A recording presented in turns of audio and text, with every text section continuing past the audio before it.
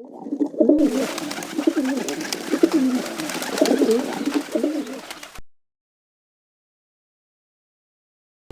Court में खुशामदीद के साथ मैं हूं वलीद आलम। आज का हमारा topic pigeon egg laying problems के हवाले से है। ऐसी मादा कबूतरियां जो अंडे नहीं देती है तो लूज शेल एग देती है या बिल्कुल नहीं देती। तो एग लेइंग के अतबार से हमने इस डिज़ीज़ को 3 मेन कैटेगराइज में तकसीम कर दिया है। पहले नंबर पे ऐसी मादा कबूतरियाँ जिन्होंने गुज़िश्ता साल आपकी लॉफ्ट में एग दिए थे लेकिन इस साल किसी न किसी वजह से एग नहीं दे पा रही। दूसरे नंबर पे ऐसी मादा कबूतरियाँ जो अंडे तो देती है लेकिन लूज़ शेल एग देती है, यानी कि उनके अंडों के ऊपर छिलका नहीं होता। तीसरे नंबर पे ऐसी मादा कबूतरियाँ जो अंडे देती नहीं है, यानी कि आपने किसी से परचेज़ की है, उसने आपकी लॉफ्ट में आके एग ले नहीं किया। आसान अल्फाज में कि आपने कभी उस फीमेल को, उस मादा कबूतरी को अंडा देते हुए नहीं देखा। आज का हमारा टॉपिक सेकंड कैटेगरी के ऊपर है। ऐसी मादा कबूतरियां जो अंडे तो देती है लेकिन उनके अंडों के ऊपर छिलका नहीं होता। जिन हजरात ने मेरा पहला टॉपिक नहीं देखा वो डिस्क्रिप्शन से लिंक लेके वीडियो मुलाहजा फरमाएं। मेरे चैनल को सब्सक्राइब करें, लाइक करें ताकि आने वाली इन्फॉर्मेशन का आपको नोटिफिकेशन मिल सके। चलते हैं हम अपने टॉपिक की तरफ। आप जब भी किसी शख्स से कहेंगे कि मेरे पास एक बहुत अच्छी नस्ल की मादा कबूतरी है और वो अंडे नहीं देती, तो यकीनन आपको इस तरह के जवाब सुनने को मिलेंगे। इसको अंडों के छिलके डालो, ग्रिट डालो, 0 नंबर चिप्स डालो, चूने का पानी डालो, एवियन कैप्सूल दो, कच्चे चावल डालो, बला बला बला, सब ठीक है। हम किसी शख्स के तजर्बे और उसके मुशाहदे को गलत नहीं कहेंगे, लेकिन आपको यकीनन कोई शख्स ये बात नहीं बताएगा कि इस तरह के मसाइल क्यों दरपेश आते हैं। आज मैं आपके साथ शेयर करूंगा कि इस तरह के मसाइल से बचने के लिए हमें कौन सी तदाबीर इख्तियार करनी चाहिए। सवाल ये है कि कबूतरियाँ कच्चे अंडे क्यों फेंकती है।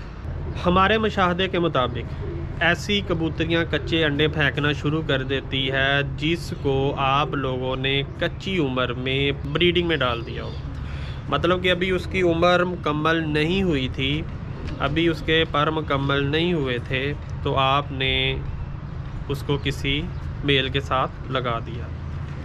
होता क्या है, वो पहले 2 से 3 क्लचों अंडे बच्चे करती है, चौथे क्लच के बाद लूज शेल एग आने शुरू हो जाते हैं। फिर आप उसको रेस्ट दें, नेक्स्ट ईयर पे लेके जाए, उसका ये प्रॉब्लम ख़त्म नहीं होता। दूसरा मुशाहदा ये है कि नॉर्मली बच्चे जब चिक्स निकलते हैं तो हम एक ही लॉफ्ट में छोड़ देते हैं, वो भी अडल्ट नहीं हुए होते और वो खुद ही पेयर लग जाते हैं। और फैंसियर जितना मर्ज़ी बड़ा हो, पिजन्स के हवाले से थोड़ा सा ग्रीडी होता है, थोड़ी सी लालच होती है उसको।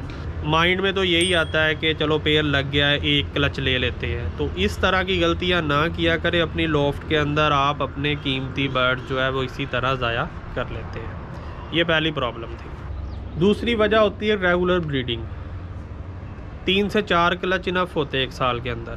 5वें 6ठे क्लच पे जाके फीमेल मेल दोनों वीक हो जाते हैं। तो इस तरह की वीक होने की वजह से भी बाज़ दफ़ा फीमेल एग कच्चे अंडे फेंकना शुरू कर देती है। एंटी कैल्शियम आप या तो कोई चीज़ ऐसी दे रहे हो, जैसे एप्पल सीडर है, डिवॉर्मिंग के लिए देते हैं। तो नॉर्मली लोग क्या करते हैं, गलती कर जाते हैं कि ब्रीडर्स को भी एप्पल सीडर दे देते हैं। एप्पल सीडर एंटी कैल्शियम होता है, जैसे ही आप देंगे या फिर आप कोई भी एंटीबायोटिक देंगे तो उस दौरान जितनी भी फीमेल एग्स पे होंगी वो लूज शेल एग देना शुरू कर देंगी।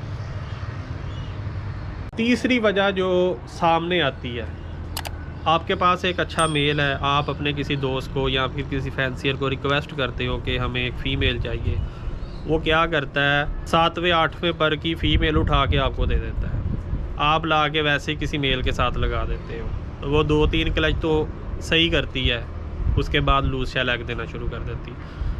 तो कम से कम बर्ड्स की एज 1.5 साल से 2 साल देखा करे, उसके बाद उसको पेयरिंग में लगाया करे, उसके बाद उसकी ब्रीड लिया करे। वो जो 1.5 साल का अरसा है उसके अंदर आप अपने बर्ड्स को टेस्ट करें, उसको उड़ाएं, क्या उसके अंदर होमिंग एबिलिटी है, क्या वो घर को पहचानता है, घर पहुंचता है। इन सारी चीज़ों को टेस्ट करने के बाद उसको ब्रीड में फेंका करें।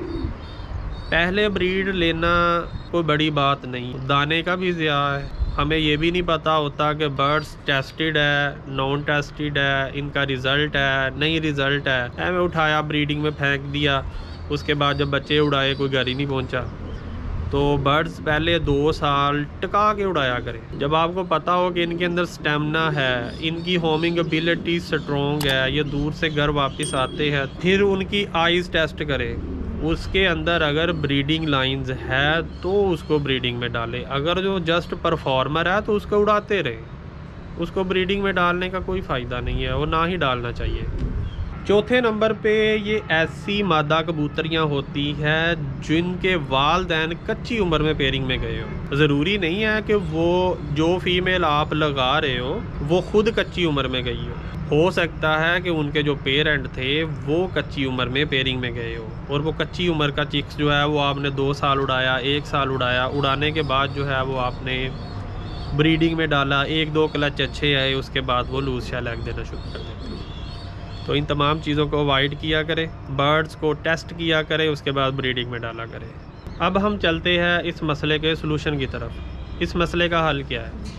सबसे पहले तो पेयरिंग अलग कर दें, मेल अलग कर दें, फीमेल अलग कर दें। फीमेल को कम से कम 6 से 9 माह की रेस्ट दें। ये आपको 2 सिरप नज़र आ रहे होंगे, एक का नाम रेगनम है, दूसरे का नाम कैल्शियम पी है। मैं इस तरफ से भी दिखा देता हूँ आपको, रेगनम, कैल्शियम पी। हफ्ते में 2 दफ़ा कम से कम अपने बर्ड्स को यूज़ करवाएं, ड्यूरिंग ब्रीडिंग, ब्रीडिंग के दौरान और ब्रीडिंग से हट के। ये चीज़ कभी भी अपनी लॉफ्ट से रिमूव ना करें। इसको रेगुलर बेसिस पे अपने बर्ड्स को यूज़ करवाया करें। हाफ़ टी स्पून 2-2.5 लीटर पानी के लिए इनफ है। कैल्शियम भी डाल दें, रेगनम मल्टीविटामिन है वो भी डाल दें। 3 दिन रेस्ट दें, फिर 3 दिन के बाद पानी में डाल दें, 3 दिन रेस्ट दें, 3 दिन के बाद पानी में डाल दें। ठीक है, ये एक अपनी हैबिट बना लें, आदत बना लें, अपने बर्ड्स को इसकी आदत डालें। ठीक है, तो आपके बर्ड्स ये छोटे छोटे मसाइल में कभी भी नहीं आएंगे। तो अगले साल पेयरिंग करें, फ़ीमेल को मौका दें, वो इंशाल्लाह आपके स्टैंडर्ड के मुताबिक आपको चिक्स प्रोवाइड करेगी। उम्मीद है कि आपको मेरी ये वीडियो पसंद आई होगी। कमेंट लाजमी किया करें, अच्छे किया करें, बुरे किया करें। वीडियो को लाइक करें, दोस्तों के साथ शेयर करें। इसके साथ ही मुझे इजाज़त दें। आपका भाई, आपका दोस्त वलीद आलम। अल्लाह हाफिज़।